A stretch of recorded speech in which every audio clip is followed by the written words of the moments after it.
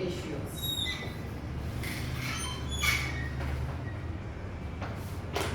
હવે તમે રેશિયો વર્ડથી તો ફેમિલિયર છો જ, બરાબર. આપણે બે કોઈ પણ વસ્તુને કમ્પેર કરવી હોય તો આપણે રેશિયો લઈને કમ્પેર કરીએ, બરાબર. કે બોયઝ કેટલા ને ગર્લ્સ કેટલા, તો રેશિયો 2:1 કે 1:2 કે 1:1, બરાબર. એ રેશિયો લઈએ છે, એ સેમ આપણે અહીંયા લેવાનું છે. હવે પહેલો રેશિયો આપણે ધીમે ધીમે બધું ડિટેલમાં જતા જઈશું.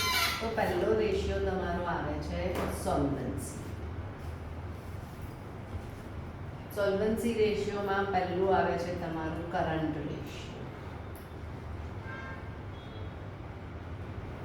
કરંટ રેશિયો એટલે current asset upon current liability, બરાબર. આપણે બેલેન્સ શીટમાં જોયું, કેશ ફ્લો ભણ્યા એટલે તમારી બેલેન્સ શીટમાં શું હોય છે? પહેલું તો ઇક્વિટીઝ એન્ડ લાયબિલિટીઝ, એમાં શેર હોલ્ડર્સ ફંડ, પછી નોન કરંટ લાયબિલિટી, અને પછી શું આવ્યું? Current liability. તો એ કરંટ લાયબિલિટીનું ટોટલ અહીંયા આપણે અસેટમાં જોયું, કરંટ નોન કરંટ અસેટ અને કરંટ અસેટ. તો એ આ કરંટ અસેટ્સ. તો આનો આઈડિયલ રેશિયો છે 2:1. એ આઈડિયલ છે, એટલે તમારી કરંટ અસેટ્સ કરંટ લાયબિલિટી કરતા 2 times હોવી જોઈએ. Means you should be able to pay your dates. Liability એટલે તમારે પૈસા આપવાના છે, તો તમારી જોડે પૈસા હશે તો તમે આપી શકશો ને. તો એ કેવી રીતે ખબર પડે? બરાબર. અને શોર્ટ ટર્મ સોલ્વન્સી રેશિયો પણ કહે છે કે શોર્ટ ટર્મ તમે સોલ્વન્સી રેશિયો, લિક્વિડિટી રેશિયો છે. હા, એ લિક્વિડિટી રેશિયો જ આવશે. સોલ્વન્સી રેશિયોમાં શોર્ટ ટર્મ સોલ્વન્સી એટલે લિક્વિડિટી રેશિયો, અને લોંગ ટર્મ સોલ્વન્સી બે આવશે. હા હા, એટલે બે કહેવાય. એટલે ટીએસ બધું અલગ કહેતું હોય તો ખબર નહીં, પણ સોલ્વન્સીમાં બે હોય. શોર્ટ ટર્મ સોલ્વન્સી એટલે લિક્વિડિટી રેશિયો, લોંગ એટલે સોલ્વન્સી રેશિયો, બરાબર. બંને સોલ્વન્સી તમારું નક્કી કરે છે. હવે તમારા કરંટ અસેટ્સમાં શું નથી લેવાનું હોતું, બરાબર. એટલે તમારું અહીંયા પેજમાં તમને એ લોકો કહેશે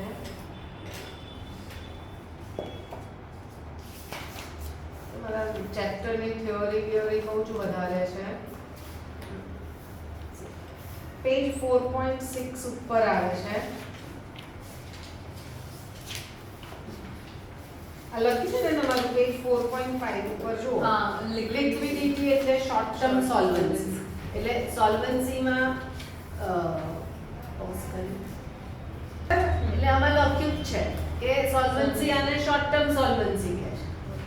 કારણ કે એક્ઝામમાં ઘણીવાર તમને એવું પૂછે પણ ખરા, તમને બધું આપી દે અને કે find short term solvency ratio કે ફાઇન્ડ સોલ્વન્સી રેશિયો. તો તમને ખબર હોવી જોઈએ કે સોલ્વન્સી રેશિયોમાં આ પણ સોલ્વન્સી રેશિયો કહેવાય છે અને શોર્ટ ટર્મ સોલ્વન્સી રેશિયો કહેવાય છે. તેનું બીજું નામ શું છે? લિક્વિડિટી રેશિયો પણ છે. હવે એના પછીના પેજ પર તમને લખ્યું છે કે કરંટ અસેટ્સ. આપણને કરંટ અસેટ્સ તો ખબર છે શું છે. એની અંદર આપ્યા કરંટ ઇન્વેસ્ટમેન્ટ. આપણે કરંટ ઇન્વેસ્ટમેન્ટ કેશ ફ્લોમાં શેમાં લીધા? કેશ એન્ડ કેશ ઇક્વિવેલન્ટમાં લીધા, ભૂલી ગયા, બરાબર. કરંટ ઇન્વેસ્ટમેન્ટ શેમાં લઈએ? કેશ ફ્લોમાં, cash and cash equivalent.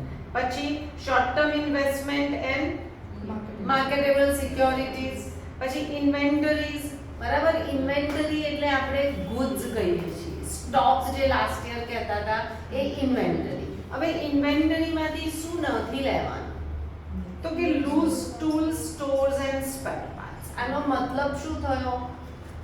Loose tools એટલે આપણા એક્ટિવામાં ટૂલ કીટ આવે છે, ગાડીમાં ટૂલ કીટ આવે છે, એ loose tools, stores and spare part loose ટૂલ્સમાં આવે. તમારી ફેક્ટરી હોય તો સ્ટોર્સ અને સ્પેર પાર્ટ પણ હોય મશીનરી માટે. હવે એ બધું તમારે કરંટ અસેટ્સ એટલે અહીંયા શું કહે છે કે તમારા કરંટ અસેટ્સને વેચી દો તો જે પૈસા આવે એમાંથી તમે લિક્વિડ અસેટ્સને પે કરી શકો છો.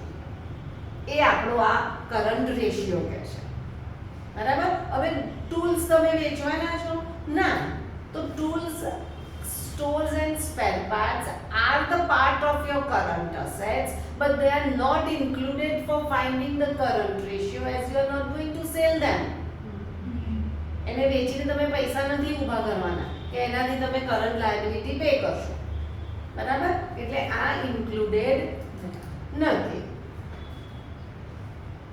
પછી ટ્રેડ રિસીવેબલ્સ અને ટ્રેડ પેયેબલ્સ આપણે જોયું એમાં પણ કે લેસ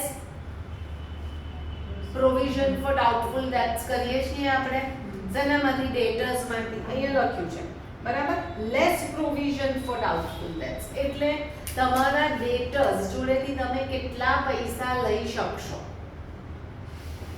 પ્રોવિઝન માઈનસ કરો એટલા જ તમારે તો ગણવાના ને. બરાબર છે? પ્રોવિઝન માઈનસ ના કરો તો બધા ડેટર્સ તમને પૈસા નથી આપવાના. તમને ખબર છે તમે કેમ BD provision for doubtful debts minus કર્યા છે કે આટલા જ મળી શકશે. તો આમાં કઈ ફિગર લેવાની ડેટર્સની એટલે તમારે બિલ્સ રિસીવેબલ અને ડેટર્સની બંનેની માઇનસ વીડીઆર કરેલી ફિગર લેવાની. બરાબર?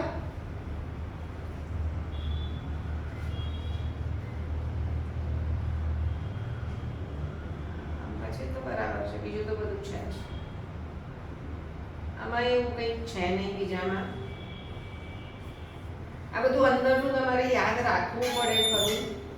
સી હવે આમાં પણ આપ્યું છે તમને કેશ ઇક્વિવેલન્ટ એટલે શું આવ્યું? Cash in hand, cash at banks, cheques, draft in hand. પછી short term loans and advances, other current assets એટલે કે prepaid expenses, interest receivable etcetera.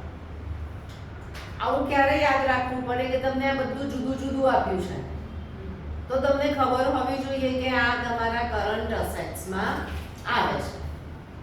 એવી જ રીતે તમારી લાયબિલિટીમાં આપ્યું છે કે શોર્ટ ટર્મ બોરોઇંગ્સમાં જોયું આપણે કે બેંક ઓવરડ્રાફ્ટ, કેશ ક્રેડિટ આપણે શેમાં લીધું? કેશ ફ્લોમાં. બાપરે કઈ હોમવર્ક ના થયું ફ્રાઈડે પછી? ફાઇનાન્સિંગમાં લીધું. બરાબર? એવી રીતે current maturities and long term debts. પછી ટ્રેડ પેયેબલ્સ, અધર કરન્ટ લાયબિલિટીઝમાં કયા આવ્યા? Interest accrued but not due on બોરોઇંગ્સ.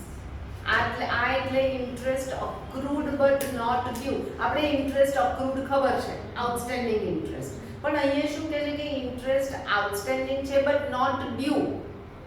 આપણે ડેથમાં લોન અકાઉન્ટ બનાવ્યો, હા, તો એમાં આપણે સ્પ્લિટ કર્યું અને 31st માર્ચ આવી એ પહેલા બાય ઇન્ટરેસ્ટ લખ્યું પણ ત્યાં પે નહોતું કર્યું. જે બાય ઇન્ટરેસ્ટ લખ્યું એ ઇન્ટરેસ્ટ અક્રૂડ છે બટ નોટ ડ્યુ. એ ડ્યુ નથી. ડ્યુ તો એના પછી થાય છે જે દિવસે પેમેન્ટ કરીએ છીએ એ દિવસે. પણ આપણે જ્યારે બુક્સ ઓફ અકાઉન્ટ્સ ક્લોઝ કરીએ ત્યારે આપણે લખવું પડે છે. એ કયો ઇન્ટરેસ્ટ ગણાયો? Interest accrued but not due. પછી ઇન્ટરેસ્ટ અક્રૂડ એન્ડ ડ્યુ એ જે આપણે આઉટસ્ટેન્ડિંગ જે લાસ્ટ યર શીખ્યા ફાઇનાન્શિયલ સ્ટેટમેન્ટમાં આઉટસ્ટેન્ડિંગ ઇન્ટરેસ્ટ એ આઉટસ્ટેન્ડિંગ એક્સપેન્સીસ, અનક્લેમ્ડ ડિવિડન્ડ પણ આપણે જોયું શેમાં? કેશ ફ્લોમાં જોયું અનક્લેમ્ડ ડિવિડન્ડ. અને કોલ્સ ઇન એડવાન્સ એ નથી આવ્યું એ આપણે શીખીશું ચેકબુક 2 માં. And short term provisions. બરાબર? આટલું ક્લિયર થયું?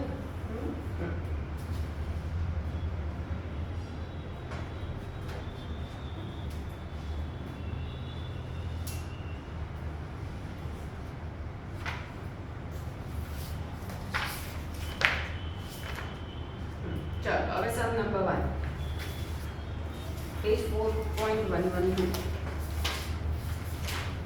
100 પાનાનું તમારું ઇલસ્ટ્રેશન્સ છે અને ચેપ્ટર કેટલા માર્ક્સનું આવશે? 4 અથવા 6.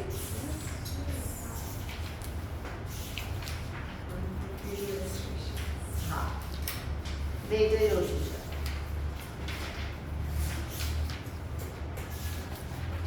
હવે પહેલામાં તમને પૂછ્યું છે calculate current ratio.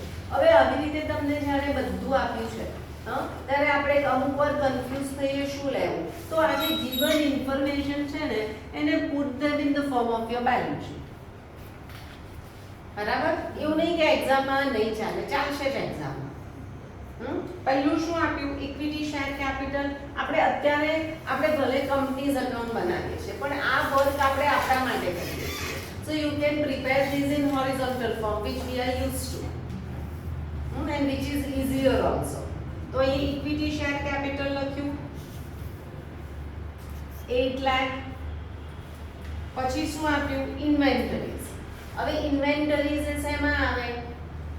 Current assets માં આવે. આપણે તો અહીંયા બાયફર્કેટ કરવું પડશે એટલે આપણે અહીંયા લખ્યું નોન કરંટ અસેટ. આપણા કરંટ અસેટ માં આપણે ઇન્વેન્ટરી લખી. કેટલાની છે? 1 લાખ. ટ્રેડ રિસીવેબલ્સ એમાં આવે? કરંટ અસેટ્સ માં આવે. Trade receivable 1,20,000. Advance tax advance ભર્યો છે. કરંટ અસેટ્સ આવે 24,000. કેશ એન્ડ કેશ ઇક્વિવેલન્ટ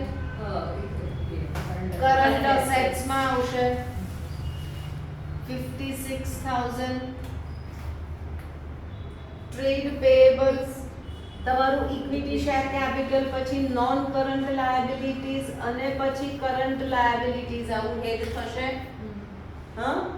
તો ટ્રેડ પેયેબલ્સ એમાં આવશે કરંટ લાયબિલિટીઝ માં કેટલા?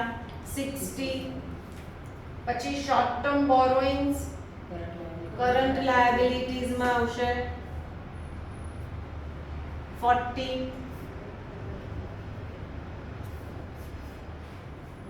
%10% ઇન્વેસ્ટમેન્ટ ક્યાં આવે? અહીંયા આવે. નોન કરંટ અસેટ પછી આવે. બરાબર? જે આપણને નથી જોઈતું. તો હવે આપણે શું જોઈએ છે?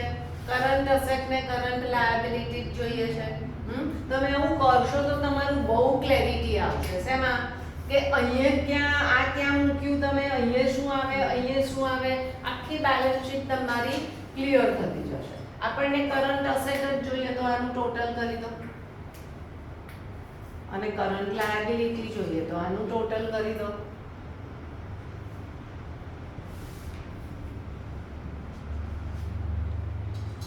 કેટલું છે આનું ટોટલ?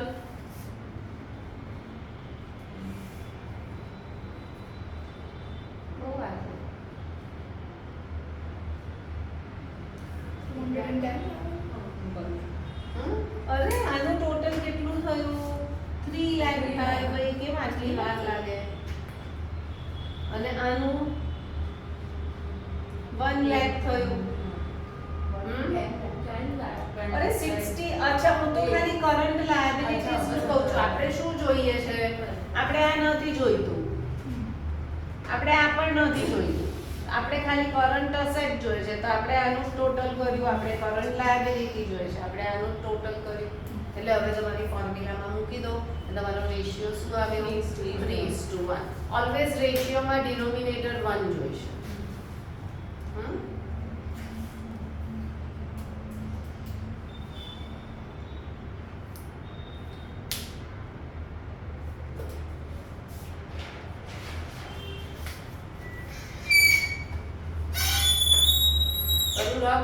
સમજણ પડી? ચલો એના પછી એમાં શું આપ્યું? Current ratio. હવે તમને શું આપ્યું? ટોટલ અસેટ આપ્યા. હવે આપણી જોડે એટલી બધી ફોર્મ્યુલાસ છે. બરાબર? નાની આટલી બધી formulas it is not possible to crack. તો આપણે એને સમજવી પડે. કઈ રીતે? તો કે તમારું આ બેલેન્સ શીટ છે. અહીંયા તમે શેર હોલ્ડર્સ ફંડ લખ્યું, અહીંયા નોન કરંટ લાયબિલિટી લખ્યું, અહીંયા કરંટ લાયબિલિટી લખ્યું, અહીંયા નોન કરંટ અસેટ લખ્યું, અહીંયા કરંટ અસેટ લખ્યું. એટલે આ ટોટલ આવ્યું. આ ટોટલને આપણે શું કહીએ છીએ? Total asset. જે અહીંયા પણ ટોટલ અસેટ જ કહેવાય. બરાબર? હવે સમમાં શું આપ્યું તમને? ટોટલ અસેટ આપ્યા કેટલા? 20 લાખ. એટલે આ નીચેનું ટોટલ તમારું 20 લાખ આવી ગયું. કઈ સાઈડનું? બંને સાઈડનું 20 લાખ લખાય. પછી શું આપ્યું તમને? સમજણ મળી તને? હા હા, ફિક્સ ટેન્જિબલ અસેટ્સ એટલે શેમાં આવે? નોન કરન્ટ અસેટ્સ માં આવે. કેટલા? 10 લાખ. પછી શું આપ્યું? શેર હોલ્ડર્સ ફંડ કેટલું? 12,80,000. પછી Non current liabilities 5,20,000. 5,20,000. પછી And non current investment 6 lakh. હા, નોન કરન્ટ ઇન્વેસ્ટમેન્ટ એટલે અહીંયા જ આવે. Non current investment 6 lakh. ચાલો આવું આપી દીધું. હા, તમને ફોર્મ્યુલાથી આ શોધવાનું અઘરું પડે. હવે શું થયું? ખાલી કરન્ટ લાયબિલિટી મિસિંગ ને કરન્ટ અસેટ મિસિંગ આવી જાય. હવે ખબર પડી?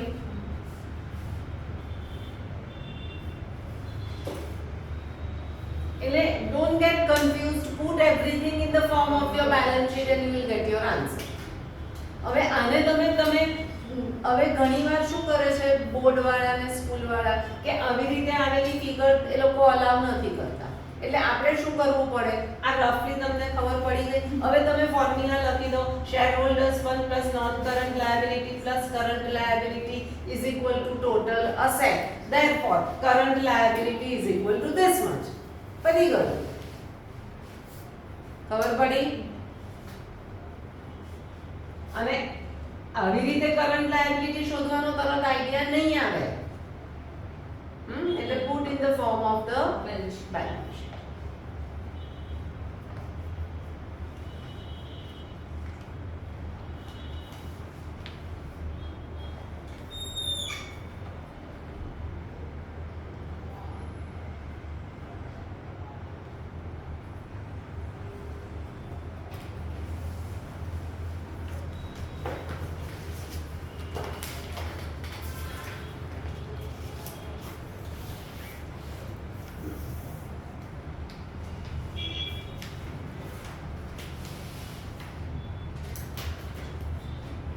થર્ડ પછી કરીએ છીએ આપણે. ફોર્થ આવ્યો છે.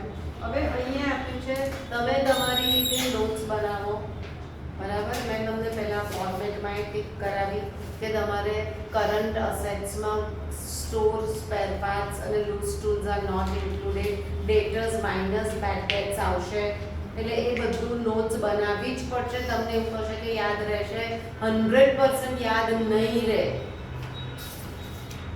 બરાબર? અને બધી ફોર્મ્યુલા એક પેજ પર નોટ્સમાં લખતા જવાનું. અંદરની પણ આ મેઇન તો ખરી જ, અંદરની બહુ બધી ફોર્મ્યુલા અને એ રોજ લખવાની till your pre boards. Otherwise last moment પર આ ચેપ્ટર તો 100% નહીં આવશે. અને તમારે 5 કે 6 જે પણ માર્ક્સ પૂછાય 4 કે 6 તમારા જશે. બરાબર? આમાં હું કંઈ જ કરી નહીં શકીશ.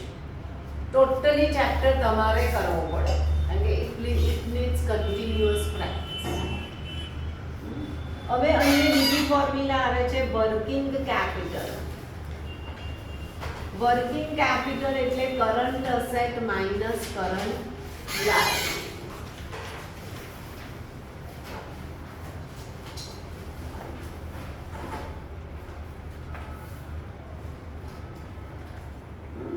હવે તમને ફોર્થ સમમાં પૂછ્યું છે. આપણે ફોર્થ સમ કરીએ છીએ. શું પૂછ્યું? કે વર્કિંગ કેપિટલ આપી દીધું. કેટલું આપ્યું? વર્કિંગ કેપિટલ 6 લાખ આપ્યું. પછી શું આપ્યું? ટોટલ ડેટ્સ આપ્યા. ટોટલ ડેટ્સ કેટલા આપ્યા? 27 લાખ. હવે ટોટલ ડેટ્સ એટલે શું? આ તમારી બેલેન્સ શીટ છે. અહીંયા શેર હોલ્ડર્સ ફંડ છે. અહીંયા નોન કરન્ટ લાયબિલિટી છે ને આ કરન્ટ લાયબિલિટી છે. આ બંને મળીને ટોટલ ડેટ્સ કહેવાય. એટલે ટોટલ ડેટ્સ ની ફોર્મ્યુલા આવી તમને. શું આવી? Non current liability plus current liability.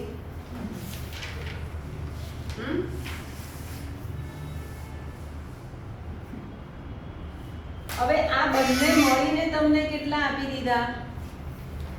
27 27 lakh. પછી બીજું શું આપ્યું? Non-current નોન કરંટ, હા, 24 નોન કરંટ લાયબિલિટી 24 લાખ આપી. એટલે તમને કરંટ લાયબિલિટી મળી ગઈ, કેટલી મળી? 3 લાખ. તમે ફોર્મ્યુલા લખશો ને, total dates is equal two non current liability plus current liability. See, ક્યારેય પણ ફોર્મ્યુલાને સ્કૂલ વાળા કરાવશે આવું તમને કે આ સમમાં તમારે કરંટ લાયબિલિટી શોધવાની છે તો ફોર્મ્યુલા લખાવશે total debt current liability is equal to total debts minus non current liability. Don't go for that. ક્યારેય નહીં કરવાનું. એક જ ફોર્મ્યુલા યાદ રાખવાની, પછી તમે સાઇડ ચેન્જ કરીને પ્લસ માઇનસ કરો. ફોર્મ્યુલામાં નહીં કરો. કારણ કે એવું કરશો તો તમને એવું થશે મેં તો ત્યાં આવી ફોર્મ્યુલા કરી હતી, અહીંયા કઈ કરું? એક જ ફોર્મ્યુલા યાદ રાખવાની. આમાં સાઇડ ચેન્જ કરીને તમને હવે શું મળ્યું? કરંટ લાયબિલિટી મળી ગઈ. હવે તમારે વર્કિંગ કેપિટલ એટલે શું છે? Current assets minus current liability. તો વર્કિંગ કેપિટલ કેટલું આપ્યું? હા, તો current asset minus 3 lakh current liability મળી ગઈ. આ સાઈડ આમ જશે એટલે 9 લાખ. ઘણીવાર તમે સાઈડ ચેન્જ નહીં કરશો ઉતાવળમાં, તમારો હાઈલી પોસિબલ તમે 3 લાખ લખો. તમને એવું થાય, એવું થતું હશે પણ થાય છે, બરાબર? એટલે એરો કરો, ભલે આપણે 12th માં છીએ, પણ આવું નાના લીધે તમારા 2 માર્ક સીધા જતા રહેશે. હવે આવા 2 માર્કના સમમાં તમે એવું કહેશો મેં તો ફોર્મ્યુલા કરી આટલું કરું, મને અડધો આપો. શેને માટે પેલો આપશે? એવું તમે મારી જોડે લઈ શકશો, ત્યાં નહીં આપે તમને.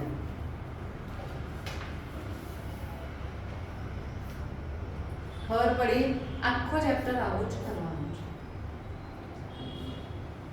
હવે આમાં હું મારે શું શીખવાડું બોલો? ફોર્મ્યુલા બેઝડ છે આખો છે. બસ મેં ફોર્મ્યુલાસ કરે ના એવું સેમ થોડું કરાવી શકું. હર સબમાં અલગ અલગ. એટલે એ સી આમાં કેવું થાય કે જેનું લોજિક પાવરફુલ હશે ને, બરાબર, એને આવડી જશે. કારણ કે એને ખબર પડશે કે અહીંયા હું કઈ ફોર્મ્યુલા યુઝ કરું. જેનું લોજિક પાવરફુલ નહીં હોય, જેને 8th 9th નું મેથ્સ નહીં ફાવતું હોય, એને આ ચેપ્ટર બહુ ટફ પડશે. બરાબર? એટલે એવું ના કરાય. કારણ કે મારે સમજાવવું પડે. હવે આમાં મેં સમજાવ્યું, તમને બેઝિક કન્સેપ્ટ તો મારે સમજાવવો પડે ને, પછી અંદરનું તો તમારે પર છોડી જ દઈશ. ચલો હવે શું છે? ક્યાં આવ્યા? 4th કર્યો ને આપણે? 5th તમને શું આપ્યું? કરંટ રેશિયો આપ્યો. કેટલો? 2.5. પછી શું આપ્યું? વર્કિંગ કેપિટલ આપ્યું. હવે શું ફાઇન? અધર કરંટ લાયબિલિટી ના કરંટ અચ્છા, કરંટ અસેટ્સ અને કરંટ લાયબિલિટી ફાઇન. હવે આ પણ તમે કરી જ શકો, છતાં હું બતાવું છું કે તમારું કરંટ રેશિયો આપ્યો, મને પણ ખબર નથી સમ કેવી રીતે કરવાનું. તો શું કરીશું? કરંટ રેશિયો આપ્યો તો એની હું ફોર્મ્યુલા લખીશ, current asset upon current liability. હા, તો તમને કરંટ રેશિયો આપી દીધો કેટલો? 2.5 is equal to current asset upon current liability. Therefore, current asset is equal to 2.5 current liability, equation 1.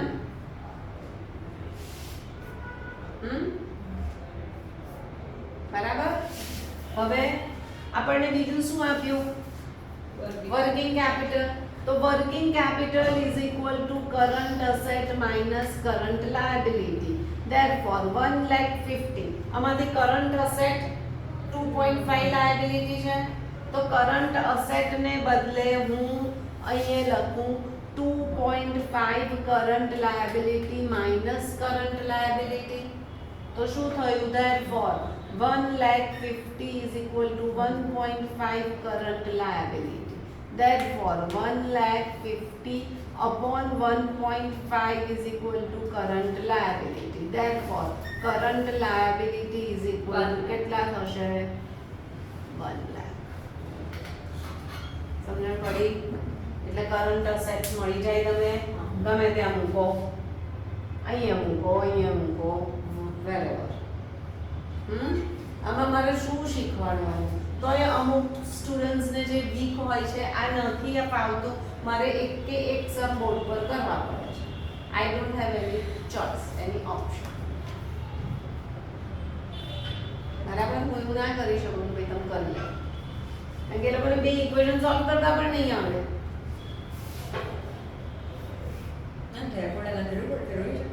હું ઇન્સિસ્ટ કરીશ. આઈ ડોન્ટ નો એ લોકો માર્ક્સ કટ કરે છે, પણ મને એક આદત પડી ગઈ છે એ આપણે 8 9 માં કરતા હોઈએ. सारी सेक्शन वाला आपने सबको डाला क्या therefore? हाँ therefore હા, કેમ કે મને 8 9 નું મેથ્સ બહુ જ ગમતું હતું, એટલે ત્યારે હું therefore કરતી હતી. અત્યારે પણ આઈ થિંક ટીએસ માં કર્યું છે, આઈ ડોન્ટ રિમેમ્બર, મને ખ્યાલ નથી કર્યું છે इस કે बार नहीं નથી કર્યું. તો નહીં કરતા, પણ મને થોડીક આદત છે.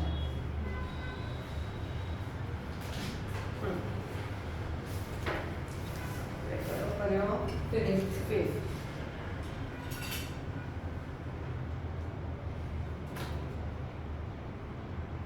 હવે 6th માં શું કહે છે? વર્કિંગ કેપિટલ આપ્યું, પછી શું આપ્યું? ટ્રેડ પેયેબલ્સ અને અધર કરન્ટ લાયબિલિટીઝ અલગ આપ્યું છે. ખાલી તમને એવું નથી કીધું કે ટ્રેડ પેયેબલ્સ અને કરન્ટ લાયબિલિટીઝ. એવું કીધું હોય તો trade payables are included in current liabilities, પણ અહીંયા શું કહે છે? Trade payables and other current liabilities. એટલે તમારી કરન્ટ લાયબિલિટીઝ બંનેનું પ્લસ કરો એટલે થશે. પછી કરી લેજો. ચાલો, તમારે કશું છે નહીં. પછી વર્કિંગ કેપિટલમાં મૂકશો એટલે કરન્ટ અસેટ્સ મળશે. ચાલો 7 વર્કિંગ કેપિટલ આપ્યું, ટોટલ ડેટ્સ આપ્યું અને લોંગ ટર્મ ડેટ્સ આપ્યું. હમણાં જ આપણે કર્યો એટલે તમને કરન્ટ લાયબિલિટી મળી, પછી વર્કિંગ કેપિટલ પરથી કરન્ટ અસેટ્સ મળશે. એના પછીનું પણ એવું જ છે. એટલે આમાં લોંગ ટર્મ ડેટ્સ ટોટલ ડેટ્સમાં ઇન્ક્લુડેડ જ હશે. ટોટલ ડેટ આપણે શું જોયું ફોર્મ્યુલા? અરે હા sorry non current liabilities plus current liabilities is equal to total liability અથવા ટોટલ ડેટ્સ. એટલે લોંગ ટર્મ ડેટ્સ એટલે લોંગ નોન ટર્મ કરન્ટ. હા, ડેટ એટલે તમારી લાયબિલિટી હા. થઈ. ડેટ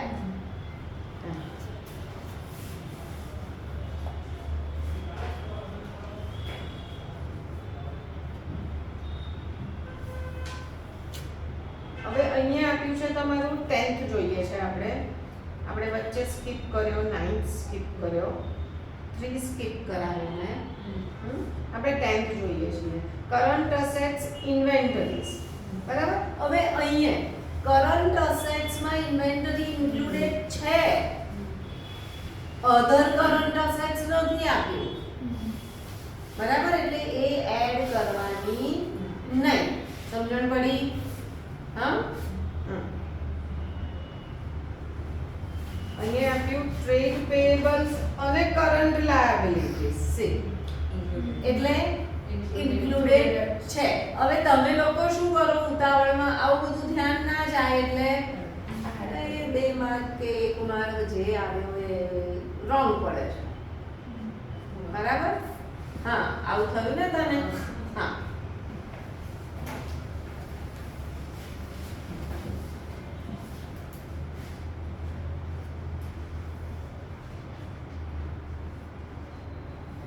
ચાલો 12th કરીએ આપણે.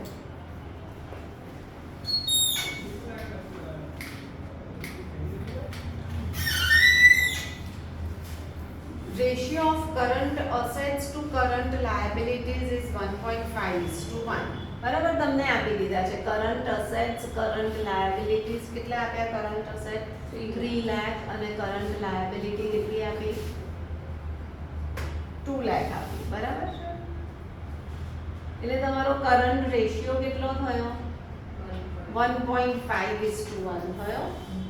આવું આપ્યું જ છે તમને સામે. હવે શું કહે છે કે the accountant of the firm is interested in maintaining a current ratio of 2:1. એને નવો રેશિયો કેટલો લાવવો છે? 2:1 લાવવો છે. બરાબર? by paying off a part of the current liability. એને શું કરવું છે? કરંટ લાયબિલિટી પે કરવી છે અને એને રેશિયો 2.2:1 લાવવો છે. તો આપણે કરંટ અસેટ ને કરંટ લાયબિલિટી ફાઇન્ડ કરવાના છે. તો આપણે લખીએ કે let current liability what he pays is x. બરાબર? હવે એ કરંટ લાયબિલિટી પે કરે છે એટલે એની જર્નલ લખો. Current liability to cash. બરાબર. શું જર્નલ લખશો? Current liability to cash. Current liability pay કરે છે એટલે x થી ડિક્રીઝ થઈ તો કેશ પણ x થી ડિક્રીઝ થશે. બરાબર? અહીંયા આ કન્સેપ્ટ તમારા ઇન્ક્રીઝ ડિક્રીઝ માં એ ઇમ્પોર્ટન્ટ છે. તમને ઇન્ક્રીઝ ડિક્રીઝ જ ટફ પડે છે. કેમ તો કે તમે કન્સેપ્ટ નથી તમારા ક્લિયર કરતા. જર્નલ લખશો તો જ ઇન્ક્રીઝ ડિક્રીઝ આવશે. તો અહીંયા કરંટ લાયબિલિટી જે પે કરે છે એ x છે. તો એની કરંટ અસેટ શું થશે? 3 લાખ માઈનસ x થશે.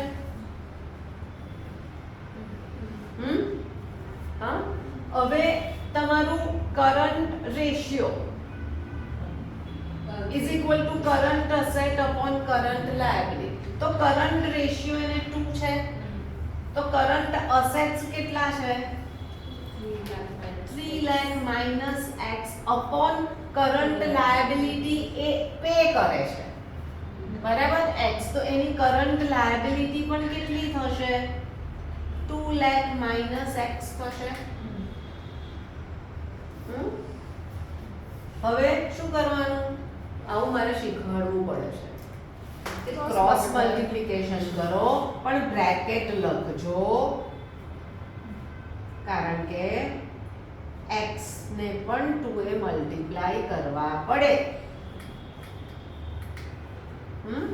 therefore 4 lakh minus 2x is equal to 3 lakh minus x.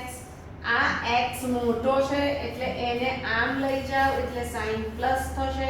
આ 3 લાખ આમ લઈ આવો એટલે સાઈન માઈનસ આવશે એટલે x is equal to 1 lakh. બરાબર? એ 1 lakh એટલે શું કર્યું?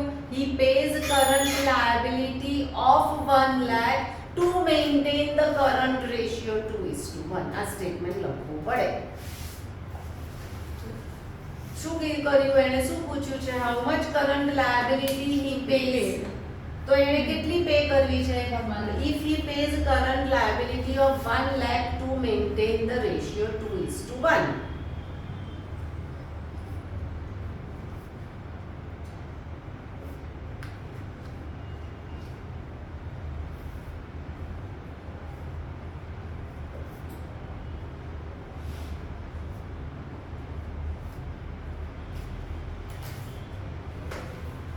થયું?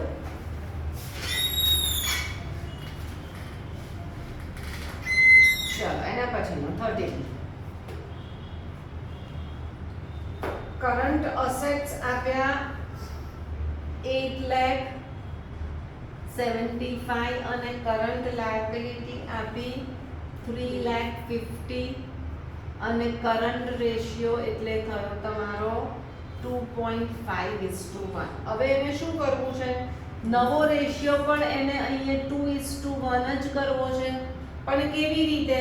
By purchasing goods on credit. બરાબર? હવે ગુડ્સ ક્રેડિટ પર પરચેઝ કરે. બરાબર? એટલે એની જર્નલ શું થશે?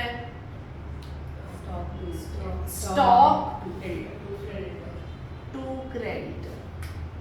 સ્ટોક એટલે તમારી ઇન્વેન્ટરી. બરાબર? ઇન્વેન્ટરી એટલે તમારી કરંટ અસેટ થઈ.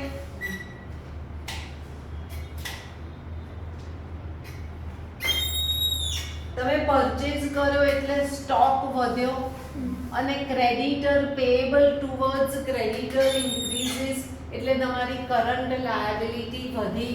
આ કરંટ અસેટ વધ્યા, આ કરંટ લાયબિલિટી વધી.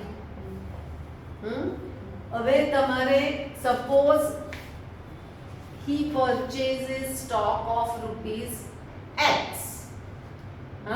એટલે એનો કરંટ અસેટ શું થશે? નવો પ્લસ થશે.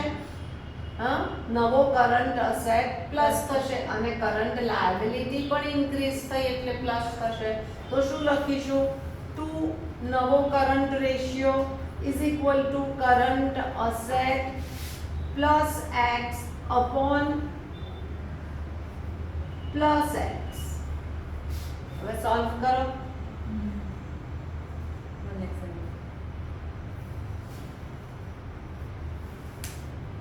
છે ઈઝી. આખો ચેપ્ટર ઈઝી જ છે એટલે શું બોર થયું છું. 1 lakh और x 175. ક્રોસ મલ્ટીપ્લિકેશન કરો 7 લાખ પ્લસ 2x તો 7 એટલે ડિફરન્સ આવી ગયો 175. ઓરલ નહીં કરતા. હા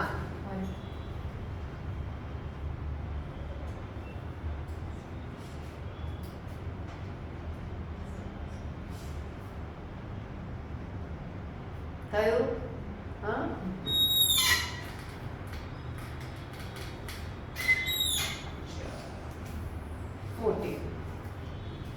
A firm had a current asset of 5 lakh. હવે શું કહે છે?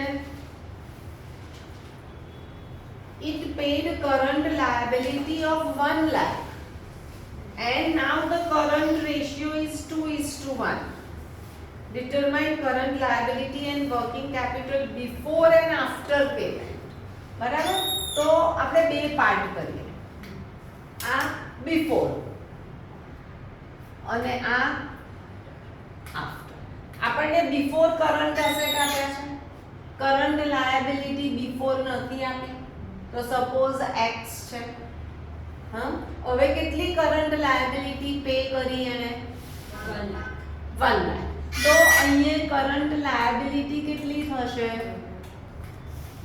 x minus 1 lakh. તો એનો કરંટ અસેટ પણ ઓછો થશે જેવું આપણે લાસ્ટ સમમાં જોયું. એટલે કેટલો થયો?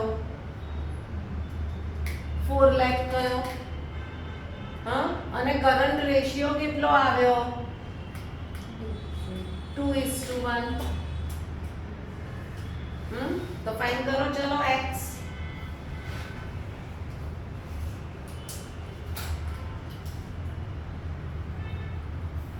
is equal to 4 lakh upon x minus 1 lakh. Therefore 2 bracket ma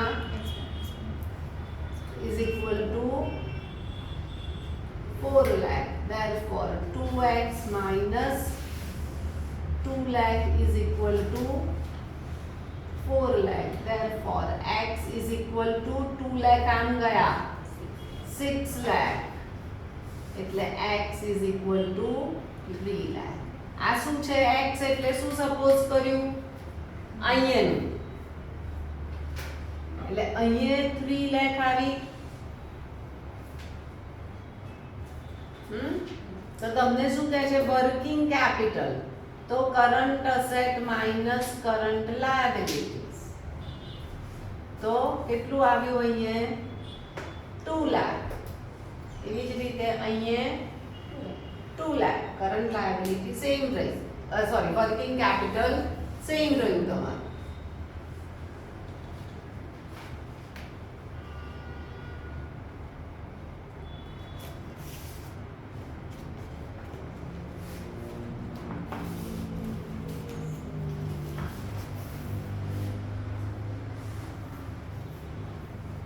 હવે 15, 4 અને 9 બરાબર સેમ છે. આપણે જે 4 અને 9 સ્કીપ કર્યા હતા ને, 3 અને 9 બરાબર. એમાં પરચેઝ ગુડ્સ ઓન ક્રેડિટ કીધા છે. ડન. હવે આપણે નેક્સ્ટ ઇન્ક્રીઝ ડિક્રીઝ આપણે પછી કરીશું. બધા સાથે કરીશું ઇન્ક્રીઝ ડિક્રીઝ. નેક્સ્ટ રેશિયો તમારો આવે છે સેકન્ડ લિક્વિડ રેશિયો और एसिड टेस्ट रेशियो और क्विक रेशियो. આ ત્રણે ત્રણ એક જ નામ છે. એની ફોર્મ્યુલા છે તમારા liquid asset upon current liability. હવે લિક્વિડ અસેટ એટલે શું? આ તો થાય છે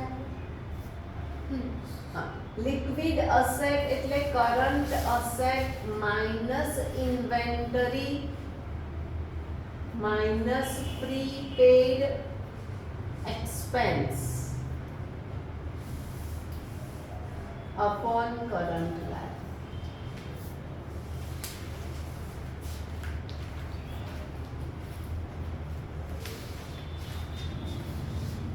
એટલે અહીંયા શું થયું? All your current assets are your current liability are your liquid assets except inventory and prepaid expenses.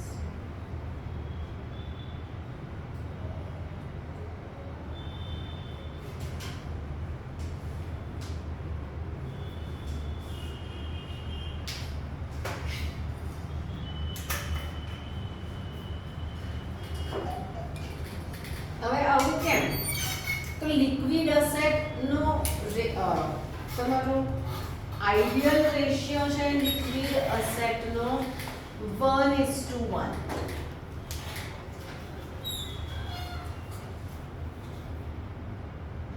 હવે ઇન્વેન્ટરી એટલે તમારો સ્ટોક. તમારો સ્ટોક તમારો આખો ભરેલો છે. લિક્વિડ એટલે ઇન્સ્ટન્ટ લિક્વિડિટી, તરત પૈસા જોઈએ છે. તમારા કેશ બેલેન્સ, તમારા money in your bank balance are your liquidity. પણ stock you can not sell it overnight. એટલે stock is inventory is not included in your liquid asset. અને પ્રીપેડ એક્સપેન્સ, ધ એક્સપેન્સ તમે પહેલેથી આપી દીધો છે, એ લોકો પાછો તમને નથી આપવાનો. મેં એસી નું એએમસી લઈ લીધું છે અને હવે કાલે ઓફિસ બંધ કરું તો એ મને એવું નહીં કહે કે આ હું તમને પાછું આપી દઉં. બરાબર છે? એટલે એ આ બંને તમારા લિક્વિડ અસેટમાં આવતા નથી. બાકી આખો બધું સેમ. ચલો પહેલો સમજે કરંટ અસેટ્સ આપણે. બરાબર? હવે કરંટ અસેટ્સમાં તમારા ઇન્વેન્ટરી, પ્રીપેડ એક્સપેન્સ અને ટ્રેડ રિસીવેબલ બધું જ આવી જાય. એ બધાનું તમારું કરંટ અસેટ્સમાં બધું આવી ગયું. પણ હવે કરંટ અસેટ્સ માઇનસ શું કરવાનું? Inventory minus prepaid. એટલે તમને શું મળે? Liquid asset. પછી સમ કરો. એટલે અહીંયા તમારો liquid asset is equal to current asset કેટલા છે? 4 લાખ માઇનસ તમારી ઇન્વેન્ટરી કેટલી છે? 1 લાખ માઇનસ તમારો પ્રીપેડ એક્સપેન્સ કેટલો છે? 20,000. એટલે તમારું શું થયું હવે? 2,80,000 એ તમારા લિક્વિડ અસેટ થયું. બરાબર? તમારે ફોર્મ્યુલા લખવી પડે. Short form are not allowed.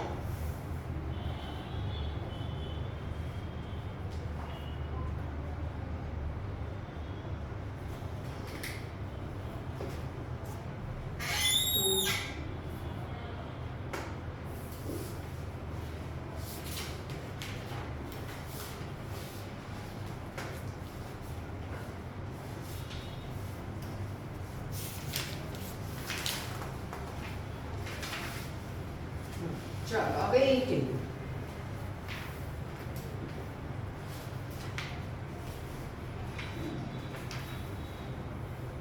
18th માં શું આપ્યું? Total debt. ટોટલ ડેપ્થ આપ્યા, બરાબર?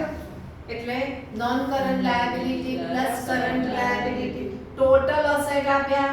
ટોટલ અસેટ એટલે share holders fund plus total ડેપ્થ is equal to total asset. સમજણ પડી?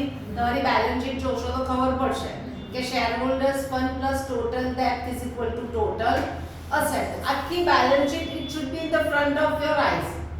બરાબર? તો તમને આ ચેપ્ટર બહુ જ ઈઝી પડશે. પછી શું આપ્યું? Property, plant and equipment. ચલો લખું બંને એક વાર તમારા માટે.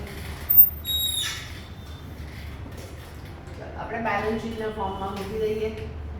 અહીંયા શેર હોલ્ડર્સ ફંડ, અહીંયા નોન કરન્ટ લાયબિલિટી, અહીંયા current liability, non current asset, અહીંયા કરન્ટ અસેટ. આપણે આ લખીએ. હવે શું આપ્યું તમને? Total depth. ટોટલ ડેપ્થ એટલે આ બંનેનું ટોટલ આવ્યું. હા, કેટલું આપ્યું? 12 લાખ. આપણે અહીંયા લખી દીધું. ટોટલ અસેટ એટલે આ નીચેનું ટોટલ આપ્યું તમને 16 લાખ. તમે આવું મૂકશો નહીં ને તો ખબર નહીં જ પડશે, વાંચીને તો કન્ફ્યુઝ જ થશો. પછી શું લખ્યું? નોન કરન્ટ ઇન્વેસ્ટમેન્ટ આપણે લાસ્ટ ટાઈમ પણ અહીંયા લખ્યા હતા. હા, કેટલા આપ્યા? 1 લાખ. અચ્છા, એની અંદર તમને આપ્યું property plant and equipment 6 lakh. Long term borrowings તમારું નોન કરન્ટ લાયબિલિટી આવ્યું. કેટલું આવ્યું? 4 લાખ. એટલે અહીંયાથી તમે ફોર્મ્યુલા તો લખશો તો તમારી કરન્ટ લાયબિલિટી કેટલી મળી ગઈ તમને? 8 લાખ મળી ગઈ. હા, આ ફોર્મ્યુલા લખવી પડશે ને તમારે. આ તમે મિસિંગ શોધ્યું. આ મિસિંગ હતું તો તમે અહીંયા લખશો ને કે total non current liability plus current liability is equal to total date. એટલે તમારું current liability is equal two 8 lakh આવ્યા. થયું આવું? નહીં સમજણ પડે? હા પણ હા હા શું આપ્યું? उसमें long term provisions and long term loans and advances भी है. અચ્છા, ઓકે, સોરી. ઓકે, એટલે શું આપ્યું અહીંયા તમને? Long term provisions. તો એ લોંગ ટર્મ પ્રોવિઝન્સ અહીંયા આવે. કેટલા આવ્યા? 4 લાખ. હવે long term loans and advances ક્યાં લખાય? લોન્સ એન્ડ એડવાન્સીસ અસેટ છે. એડવાન્સ તમે આપ્યા, એડવાન્સીસ એ અસેટ છે, એ અહીંયા લખાય તમારા.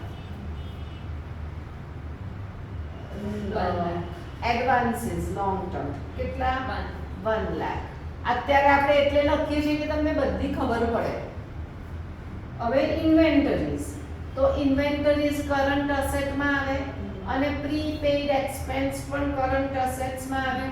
આ 1,90,000 અને આ 10,000. આ બંને મળીને 2 લાખ. આ 2 લાખ એ તમારા કરન્ટ અસેટમાં આવે છે પણ લિક્વિડમાં નથી આવતું. હા, બરાબર છે. હવે તમારે શું જોઈએ છે આમાં? કરન્ટ અસેટ્સ જોઈએ. હા, અને કરન્ટ લાયબિલિટી જોઈએ. તો મળી ગઈ કરન્ટ લાયબિલિટી. હવે કેટલી મળી? 4 લાખ મળી તમને કરન્ટ લાયબિલિટી. તમારી ફોર્મ્યુલા લખો નીચે. આપણે રફ કર્યું. હવે તમારે ફોર્મ્યુલા લખવી પડશે. શું કે non current liability plus long term જે પણ તમારું આપ્યું હોય એ provisions plus current liability is equal to 12 lakh. Therefore, current liability is equal to 4 lakh. થયું? પછી અહીંયાથી લખવાનું property, plant and equipment plus loans and advances plus non-current investment plus current asset is equal to total asset. થયું? એટલે તમને અહીંયા current asset મળશે પછી current asset minus Inventory minus liquid હા એટલે expenses. તમને લિક્વિડ અસેટ મળશે હમ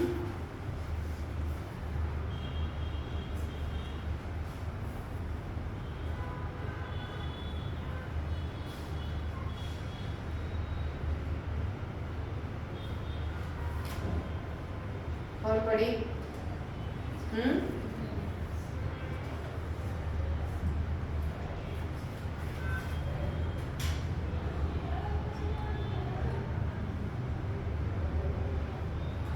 ચાલો થોડુંક ડિસ્કસ કરી લો અને તમને આગળના સમ્સ કરવામાં એના પછીનું આપ્યું છે તમને ક્વિક અસેટ એટલે લિક્વિડ અસેટ અને ઇન્વેન્ટરી આપી અને પ્રીપેડ એક્સપેન્સ આપી તો quick asset plus inventory plus prepaid expense is equal to current asset એ તમને કરંટ અસેટ મળી ગયા અને વર્કિંગ કેપિટલ આપ્યું છે તો કરંટ લાયબિલિટીઝ મળી ગઈ હવે ચલો 21st એક કરી બતાવો એટલે